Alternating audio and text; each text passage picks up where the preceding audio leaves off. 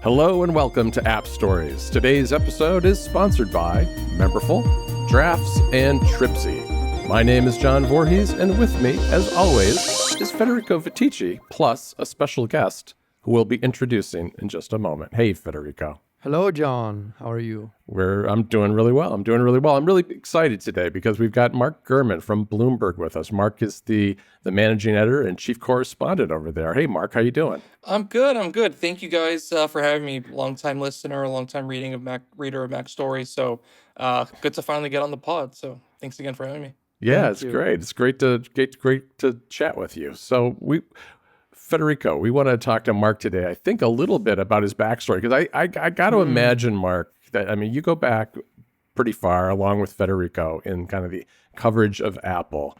And I bet there are a lot of people who listen to the show who aren't really aware of kind of your early days and your origin story. Yeah, I mean, correct me if I'm wrong, but I think Federico and I started in the Apple news space around the same time.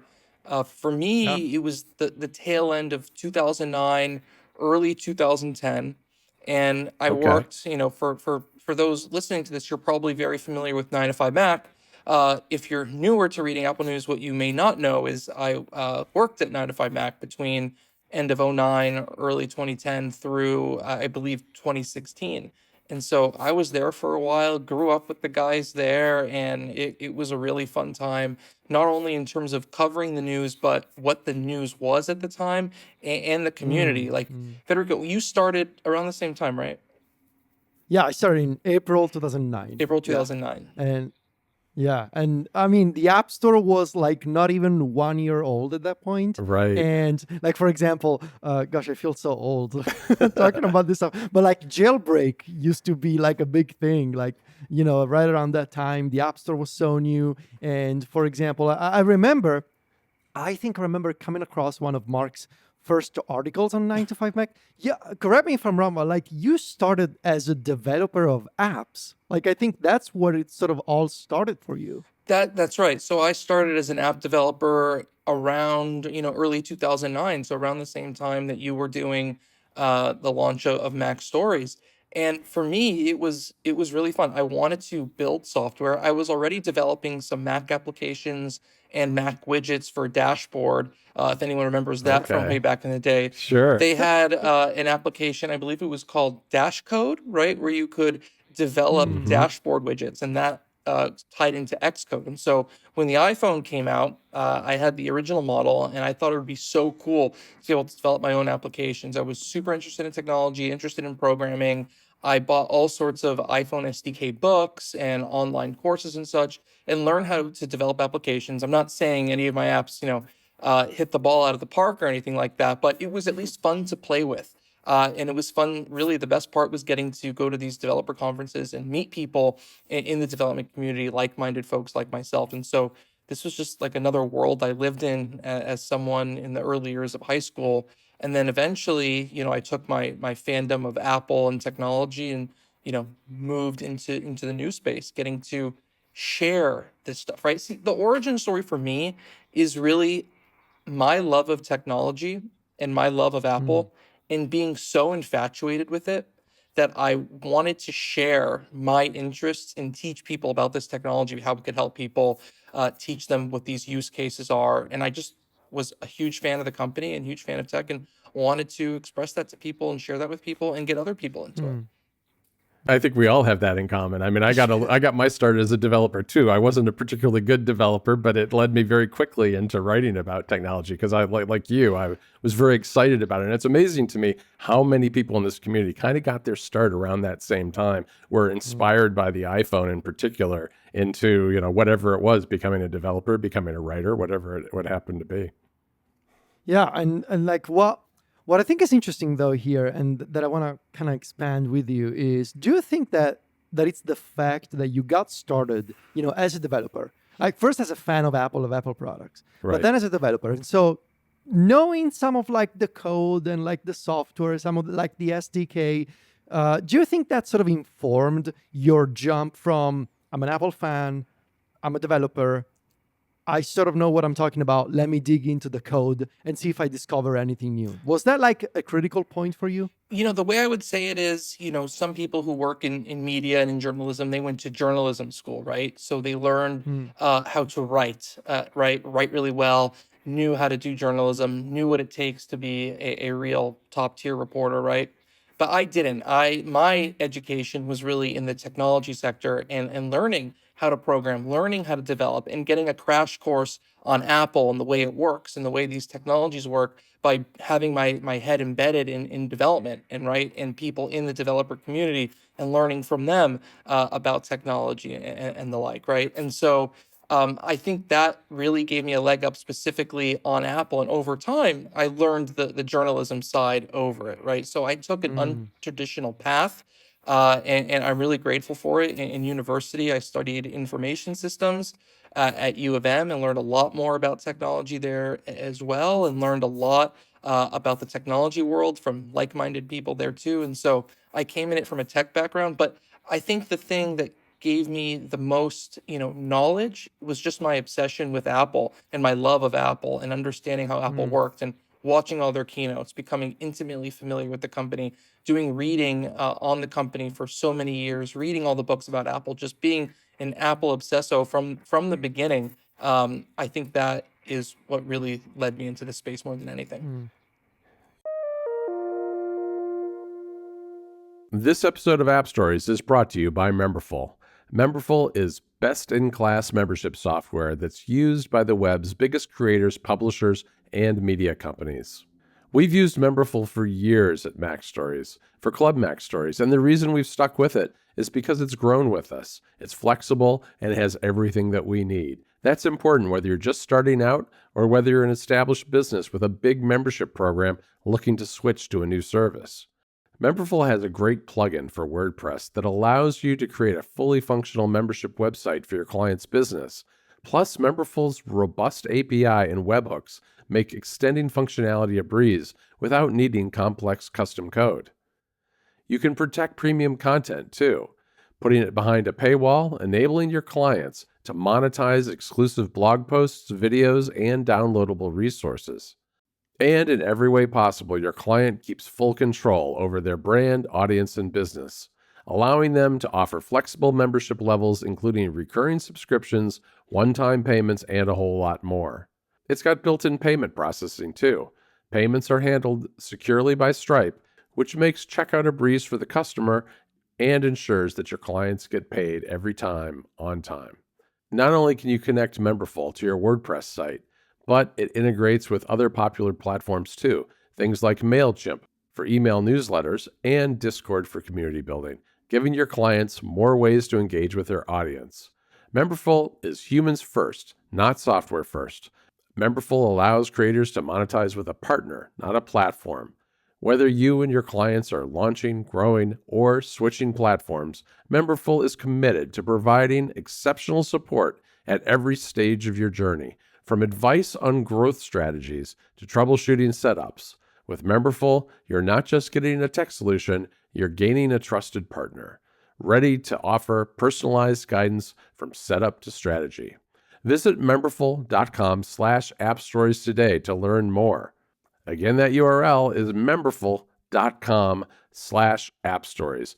Check it out today and use that URL so they know you came from the show. Our thanks to Memberful for their support of App Stories.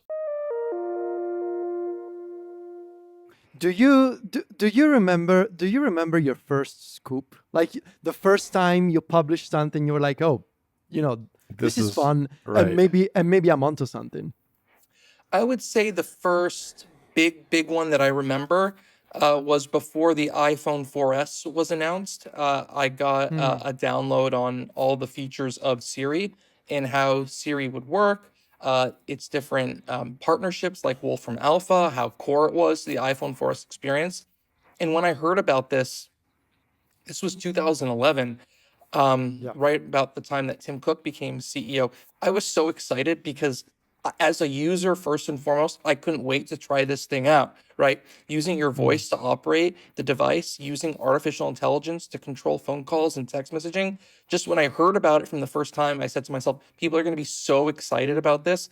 I cannot wait to tell everyone about it. And I can't wait for everyone to finally see it when the 4S gets announced.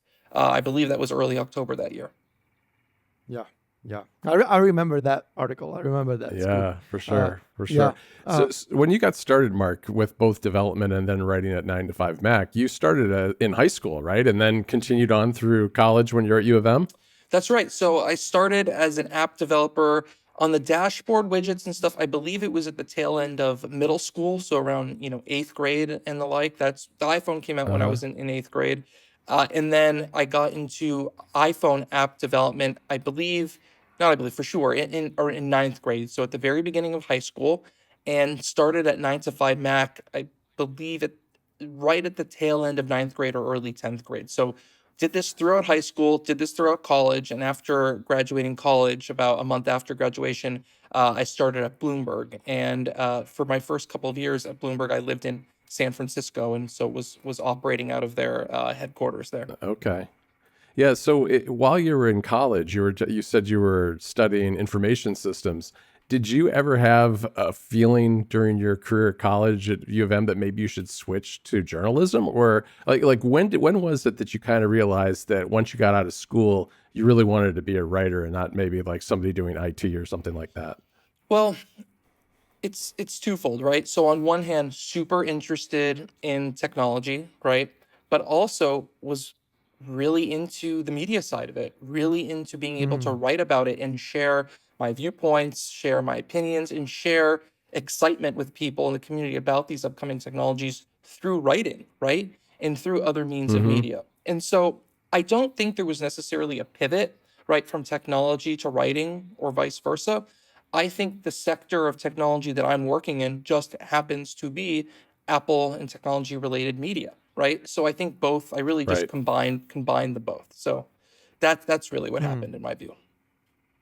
And do you think it was a pivot instead when you decided to have this big career change from 9 to 5 Mac to Bloomberg? Like, well, because I can imagine that you had, I would say, a very successful relationship with 9 to 5 Mac over the years, over the how many 6 or 7 years that you work with them. But Bloomberg obviously was like a big change, and I remember that was almost 9 years ago at this point. Yeah. I remember when you announced it, that if it sort of felt impossible in the community that the once young kid who started breaking rumors on an Apple blog was graduating to a major publication such as Bloomberg. And I kind of want to get into this with you, like what Sure. was your process, like that jump for you, like.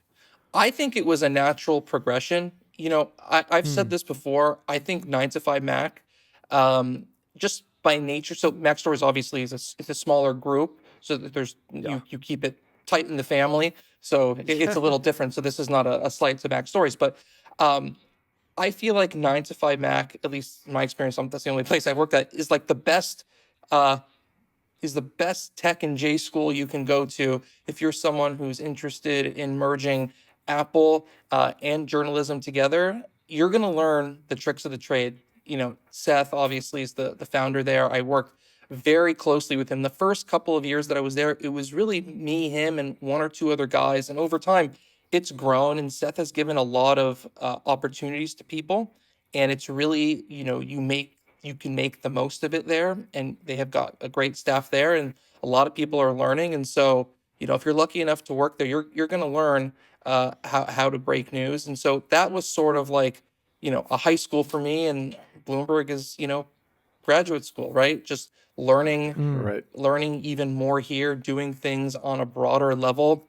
There are a lot of similarities between the blog world and Bloomberg, and there's a lot of differences. So let me start with what's mm, similar. When you're an outsider, it's hard to realize this, but everyone working here are just, they're regular people, right? Right. We're all just, mm, regular people doing the best we can with the same excitement I think that people at blogs would have over what they cover, right? Like my excitement over covering Apple and my interest in the technology is the same today it was during the 9 to 5 days, right? The big mm, difference is at Bloomberg is that it's a corporation, right? You have amazing resources, amazing classes and education here, amazing colleagues who you all lean on each other to make better stories and collaborate, right? Sometimes I'm working with others on stories, whether it's a story that I'm mhm, leading or a story that they're leading.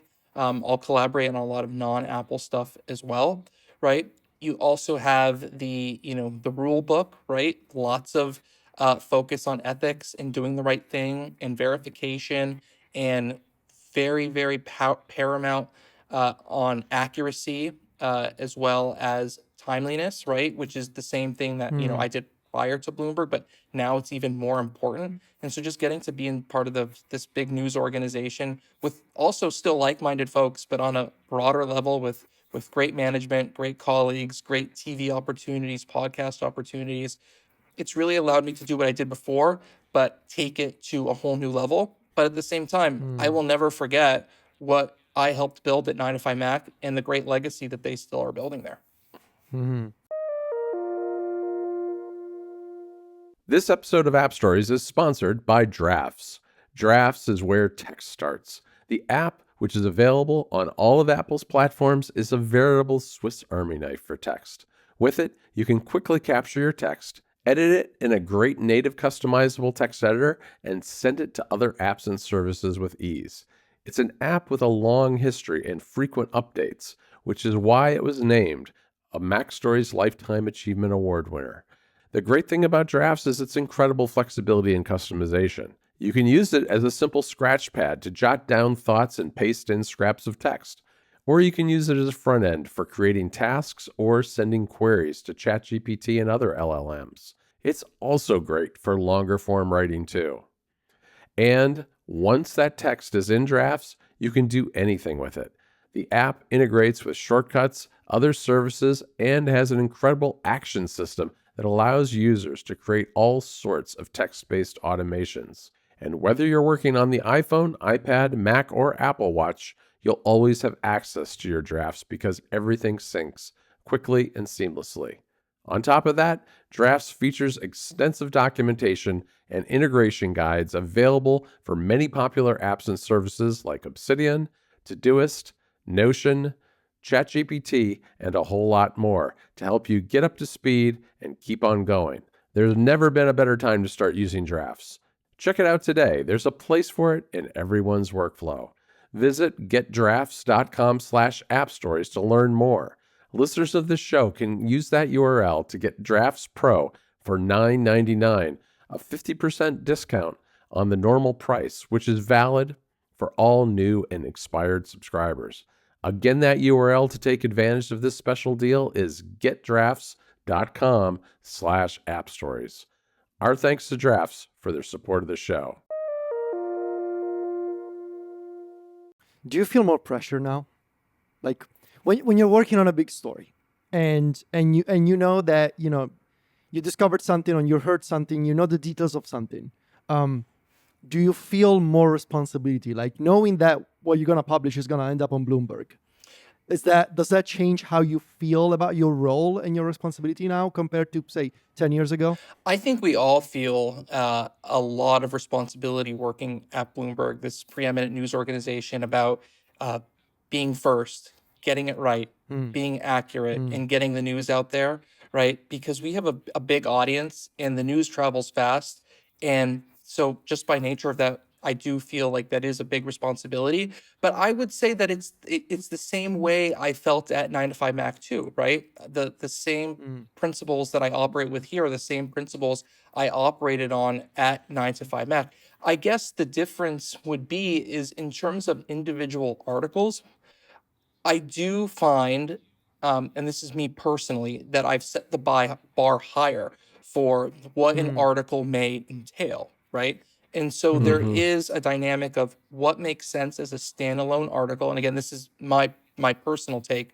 It's not something that I'm instructed on, but what hits the bar for what should be a standalone article versus what should be an item in the weekly newsletter. And what Hmm. Power Sure. On has allowed me to do is really leave less and less on the cutting room floor, right?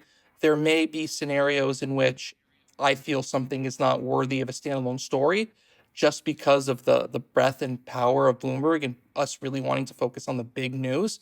But I can always include it in the Sunday column or build the Sunday column around it, right? Like I'll give you an example. Like Right. this past weekend, my column was about what the iPhone 17, I've been calling it the 17A, or sort of the slim model, the thinner model, what the feature set's going to be. But the big nugget in there was that this phone was originally anticipated to lose the charging port. And it's a stepping Right. stone to future models, whether that's thinner devices, devices that are all wireless, foldables, new form factors, you name it, right? I didn't necessarily feel that writing an article that said Apple wanted to remove the port from this phone, but ended up not doing it, was necessarily worthy of a standalone article. But it made for a great column that people really, really enjoyed. This one in particular was really well received. Versus something like Apple's going to overhaul how their operating systems all look. That's a really big deal for the 2+ billion people who use these devices. That, of course, made sense as a standalone article. The Right. story on the meeting with the head of Siri, right, where he talked about how people are likely feeling angry, embarrassed, upset. Timely, big news. Obviously, we've been talking about the Siri situation for several months. That made sense as a standalone article. So at 9 to 5 Mac, right, at an Apple news blog where your entire website is focused only about Apple, you don't have a politics section, you don't cover Amazon, you don't cover Google, you don't cover world affairs, the economy, and whatnot. You're going to put out content constantly, and that iPhone portless situation could have easily been a 3-paragraph standalone story on a Wednesday afternoon.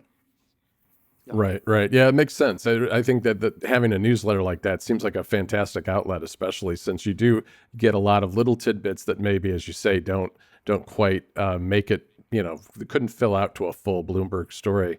I want to ask you a little bit about how things have changed in the kind of reporting you do over the years, because I remember back to like the old days before even you got your start with like Think Secret, which was a big rumor website in the Apple community that ultimately got shut down over litigation from Apple. And a few years after that is around the time that you started. And we've seen over the years a lot of blogs that are in the Apple community that have focused on things that are coming out of Cupertino, coming presumably from employees. But we're also now seeing, I think, a rise of information coming out of China and other Asian countries where these devices are made. It's supply chain type of leaks that are turning into news stories. Has that been your experience with the way things have changed over your career? Based on what I've seen over the years, and again, Think Secret, that was, like you said, before my time. So, I mean, I'm Yeah, familiar with the story, but I wasn't intimately familiar at the time. I mean, the Apple supply chain has existed for, all of these decades. It's only grown, right, sure. as Apple has gotten bigger. So I think that news coming out of the supply chain is something that has really always existed. So I'm not sure there's been a sea change there. Okay. All right. Yeah, I think maybe it's that social media has amplified it in a Yeah. way because you see a lot That's of right. people on Twitter and other outlets doing that, I suppose. Yeah, I think we are seeing sort of this new generation of leakers, and especially on X or Twitter, as it used to be called, like this new wave of folks. Frankly, most of them with kind of questionable track records. But I don't know if this is something you've noticed. Like a lot of these new accounts on Twitter, a lot of people sort of making concept videos and sort of passing them as leaks. I was kind of wondering what relationship you have regarding that. It's a little bit of a scary thing, not for me, but for news consumers and people who love Apple and want to be informed by Mm, Apple products, that anyone can create an X account or a Threads account or a Blue Sky account these days and post whatever they want, right? And so I think credibility is earned over time. And if you see mm, accounts come out and they're constantly hitting the nail on the head, getting things accurate, I think they could be trusted. And if you see an account that is constantly only getting things wrong, I think consumers and news readers are smart enough to determine who's right and who's wrong, right? You've seen many accounts crop up, totally, bogus information, and then no one's ever heard about them again because their entire history, right, has been a 0% track record, right? And so Right. mm, I think that consumers know what's correct. I mean, I think the concepts thing is so cool because concepts, I remember back in the day, there were always concepts on different websites and different forums about what's the next iPhone going to look like, what's the next iPod going to look like. And I think if you look at those things not from a legitimate news reporting standpoint, But if you just, take yourselves out of the media shoes here for a second and think about it, what it's like if you're a younger kid who loves Apple and is so excited about the next Apple product, those concept videos, those concept graphics, I remember for me at least, back before I was doing this, as a real job, those were super exciting to me. So I think there's a place for it just from a hype standpoint, just from an excitement standpoint. But I think people also have to realize that 9 times out of 10, maybe 10 times out of 10, that's not going to match what ends up actually being the product that gets announced. Right. I kind of want to get into the more tricky aspects of what you've been doing through the years. And the first question that came to mind when I was thinking about, I was preparing for this interview, do you feel like you have sort of like an adversarial relationship with Apple? And I think I know the answer, but from the outside, like looking at what you do, right? Looking at Mark Gurman through the years, more than a decade, breaking Apple news and rumors, one must think, Apple must hate this guy. But you just came on the show saying, I started it all because I love Apple and because I love Apple products. And so I think there's this strange contrast maybe between your position and from the outside looking in, somebody may think, Apple must truly hate that Gurman is breaking these scoops. And so I was wondering, how do you reconcile that yourself? Well, I think that you should try to get some of their executives on the show and ask them their viewpoints. But from my perspective, I certainly don't feel like I have an adversarial relationship with Apple, right? I play the role of reporting on their news and being a part of that news cycle. And they play the role of, getting their products to market and announcing them the ways that they want to do that. And I think that there's a place for both. I do what I do. They do what they do. And I certainly think very highly of the company there. I think very highly of their PR department. They obviously, as part of the reporting process, this is another difference between, 9to5Mac and Bloomberg to the point earlier, right? I'm at a major news organization, right? And as part of that, you go to the company for comment on an article that you are going to publish, and you inform them of what's coming and give them the opportunity to say something, right? Most times companies, including Apple, they don't comment on the news to come, right? But there are occasions where they will comment, right? And you have to make sure you give those companies the opportunity to say something, so you're getting both sides of the story. And all of my interactions, I can tell you, I've been at Bloomberg for 9+ years at this point, as you mentioned. All of my interactions with Apple have been professional and friendly, right? They're not going to comment on something. I'm going to put that they didn't comment on it. They're going to comment on something. They'll send me their comment, and I'll put it in the story. So it's been, I think, a positive working relationship. Interesting. That's nice to hear. This episode of App Stories is brought to you by Tripsy, the travel planner for iOS, iPadOS, and Mac. It's almost summertime, and you know what that means. It's time for a vacation and to plan a trip. Tripsy is the best way to do that. There's a reason why it was a finalist for App of the Year in 2024 on the App Store. It's because it's a fantastic all-around way to manage and plan your trips. It's perfect for managing all the details. You can manage your expenses of your trip, including in any currency, and convert it to your own currency. Plus, you can share your trips with an unlimited number of guests. That means your friends and family will know what you're up to and where you are at all times. And it stores unlimited documents of any kind, which is perfect for all your travel documents. Tripsy works with your flights, too, with best-in-class travel alerts. And Tripsy handles a bunch of other details. Things like letting you know what the weather forecast is where you'll be traveling, and handling things like time zone changes for you automatically.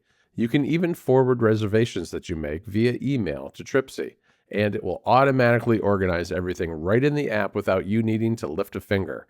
And as you travel more, you can view your travel stats for all of your wanderings, including how many countries you visited, your total flight time, your longest stay, and a bunch more. Of course, everything syncs into your calendar as well. Plus, Tripsy is a completely native app on all platforms with a beautiful design that makes it easy to plan everything. Right now, listeners of this show can get 25% off a lifetime purchase or 30% off a one-year subscription. Just visit tripsy.app/appstories. Again, that URL is tripsy.app/appstories for 25% off a lifetime purchase or 30% off 1 year. Our thanks to Tripsy for their support of the show. And the other part, like you mentioned just a few minutes ago, credibility. And I think that's obviously an important factor to consider here, especially when, if you were to put, Mark Gurman's history on a scale over the past, in total, how many years? 15, 16 years that you've been doing 16 this? years about. I think 16, yeah. And I think it's pretty objective that through these 16 years, you may have gotten some stories wrong, some details wrong, but the vast majority of your reporting has been, I think, objectively speaking, true. Like things have come true, things have been accurate. And so, credibility, I think it's obviously a ratio, between a person's career, the things they get wrong, and the things they get right. But I think it's fascinating that despite your track record, there are always, I don't want to say attacks, but like people putting your credibility, your reputation in question. And I see these ideas like sometimes that I think are funny personally, just my personal perspective, but like these ideas like, oh, Gurman, when he reports something and he writes an article and he moves the stock market, he gets a bonus. Like, and I'm guessing that's false. You guessed correct. You guessed correct. That is not true. Okay, but like, it must be when you're putting your name on an article, right? There must be a part of you that thinks, but what if I get this wrong? Like, and that I have to imagine that's a lot of pressure and that's challenging, right? Well, first of all, there's always going to be naysayers, right? There's always going to be people trying to downplay the accomplishments and track records of others, right? But my situation here is I'm always trying to do the best job possible, keep people in the technology and Apple communities as informed as possible, build these relationships with the communities. Like I love I do this Discord chat every once in a while where I'm in Discord and talking to people live who are readers of Power On and readers of my stuff on Twitter and Bloomberg, and just interacting with these people is just so much fun and getting insights from others, right? Sometimes I come in there and someone gives an opinion and I've listened to this and I can totally change the way I've been thinking about something just based on talking to other like-minded people, right? So I'm not, my opinions are very much, my opinions, but I'm always happy to hear another perspective. So that's that. Credibility is important. I've never claimed to be 100% perfect. What I've claimed is always to do the best job I can and get the most accurate information possible. When I publish something and I put my name on it, right, I'm not going to publish it unless I'm 100% sure about it. You can always take that to the bank. Yeah.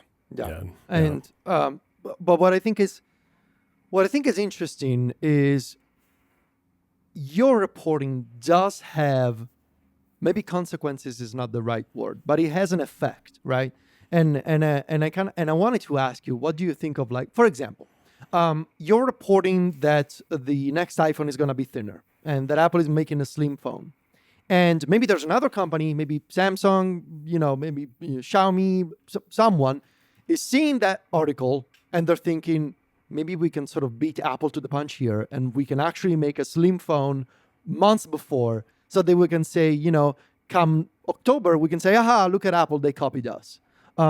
Is that something that occurred to you over the years? Is that something that you noticed happening? Like sort of these other companies, non-Apple companies, being sort of inspired by your rumors to try and beat Apple to market with some feature or some product? Yeah, let me say a couple things on this. One, the development timelines of new products are so long. They're often longer than we think. Right. There are products inside Apple that get conceptualized years before the development process even starts. There are times when development starts on a product, it's shelved and it's brought off the shelf and they're working on it, right? The idea of an Apple Watch Ultra, right? This watch first launched in 2022. That was probably something they were talking about 5 years ago and probably didn't start development until sometime like 2020, right? you think about the slim phone. This is probably something they've been conceptualizing and thinking about for a number of years. So I wouldn't say that there's a correlation between a report or some such on an upcoming feature or product that gets a company to start work on that product, if that makes sense. A lot of times Hmm. that thought process at that company probably started long time before the report. The other thing that you may find interesting is that all of these companies have their own market research departments. And so they all probably already have a good idea of what each other Hmm. is doing. Apple does this, Right. Samsung does this, Google does this. They all do it, right? So I think this goes well beyond just the media. Yeah, I would assume that at most what's really happening is it's a marketing shift for some of these companies. So I'm thinking in particular at the moment, you just did a story about Alexa Plus, and that is very much being kind of, I guess, targeted in a way. You can see that Amazon is trying to position that out front and center because of the troubles that Apple has had with Siri and the Apple Intelligence. And I gotta think that someone like or Amazon is making their executives more available for that type of interview because they see an opening, because they see an opportunity with something that was already obviously in development for many years, but it's more ready sooner than Siri now. They can kind of like push it out in front and maybe get people to switch to an Alexa as opposed to a HomePod or something. I would say there's cases like that, certainly maybe on the marketing and PR side of those companies, but on that Hmm. Alexa example specifically, I think a lot of Uh-huh. people have forgot about this. They actually announced the new Alexa at the end of 2023, right? So Yeah. almost a You know, year, it's true. It's very right? delayed. A year and a Yeah. half ago. So Yeah. they had this year and a half delay, and they it was a failure, right? They announced it. They said it would come out in the coming months. Then they started testing it internally and they realized we have to go entirely back to the drawing board on this. And we're launching this a year and a half after we initially announced it, right? So I think in terms of the announcement timing just a few weeks ago of Alexa Plus, I don't think that corresponded to, the issues with Apple AI and Apple Intelligence in Siri, right? I think they really just rolled it out as soon as they felt it was ready because they already announced this, 9 months before Hmm. Apple Intelligence was even a thing.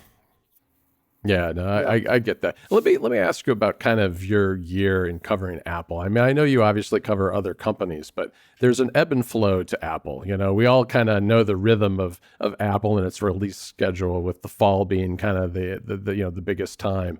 Where do you kind of how does your job change in those times that are a little quieter? Say, winter time for Apple tends to be a little quieter. It's been a little maybe busier this year than some years, but a lot of times, February, March, April can be a little bit quiet in the world of Apple. Yeah, I mean, a few things. I mean, first of all, it has not been a quiet year for Apple, so this is a bit of a unique year, but I know. you're right in general. So if we're walking into Mac season or iPad or phone and watch season, right? Like the priorities are stories on the upcoming devices, right?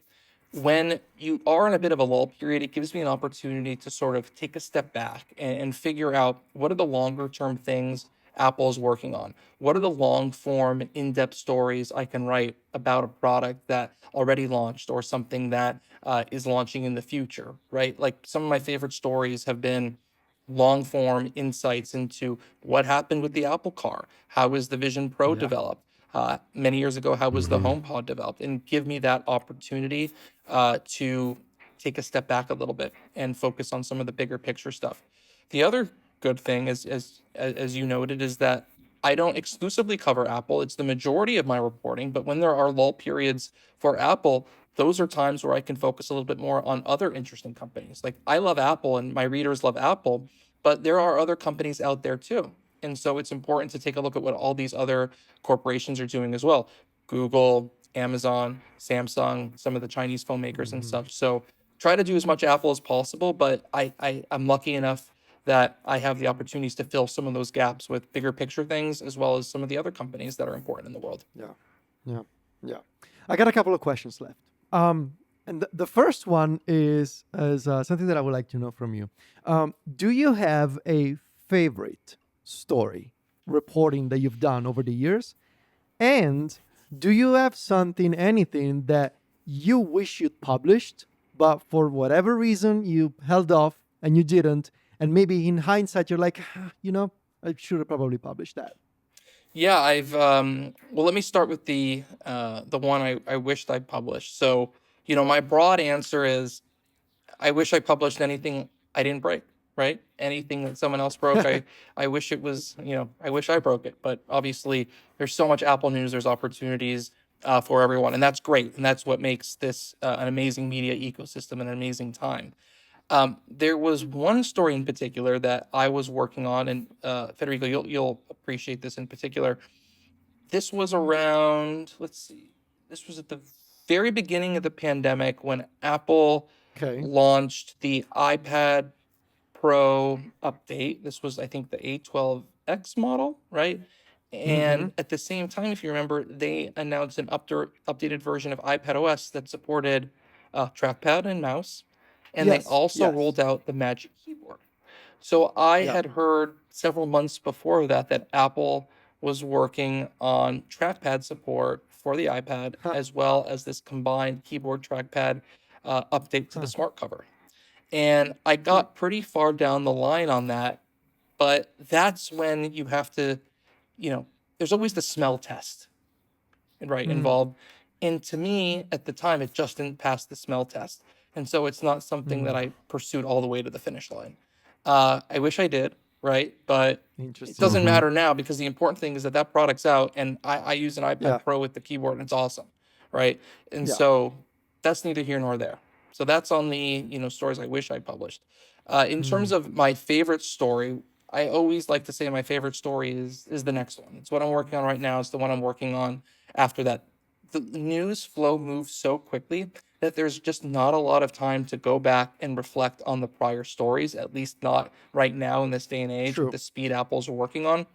But if I were to pick a couple, the story I wrote when I was first to publish that Apple canceled its self-driving car project, that was about a year ago.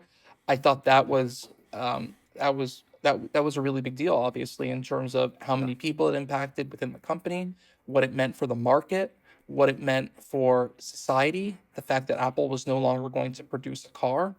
And I think my Mm. follow-ons on that, sort of a bigger picture take on what led to that decision, how we got here, I think being able to um, show people who are interested in this topic, what they were missing and why this happened. I think it was important to give them that full approach of what's everything is going on.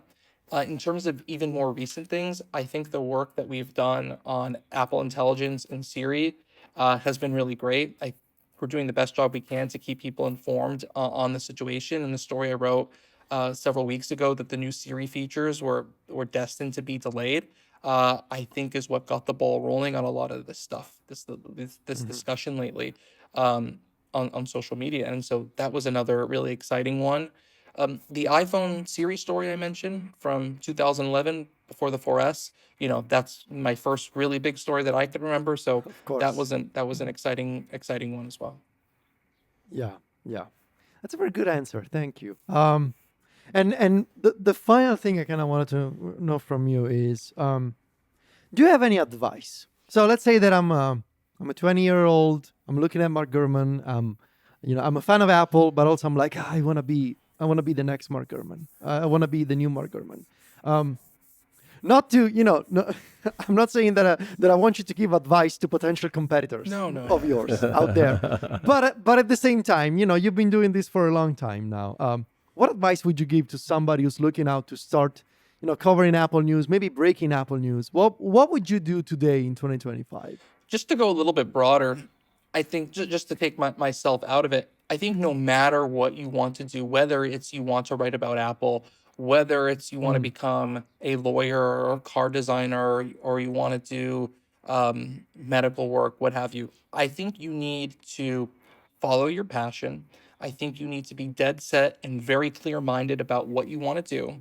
And I think you want to Mm. create a set of goals about how to get where you want to go and start knocking those goals out and really learn and talk to the right people to understand and learn from them. Find your mentors to really learn from them how to do the tricks of the trade. And so I think that's really what it's about, having a vision and not veering from it. And even when you hit roadblocks, because undoubtedly in life you always will, always push to try to overcome those and learn from people around you and do as much reading as possible.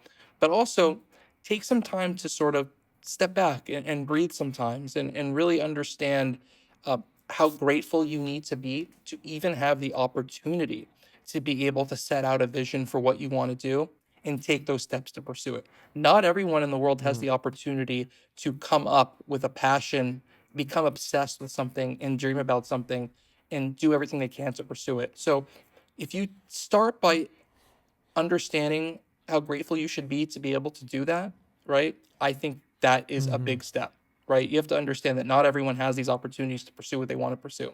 So if you understand that, that's going to give you the encouragement, that's going to give you the courage and the happiness to really go full throttle and go after anything you want.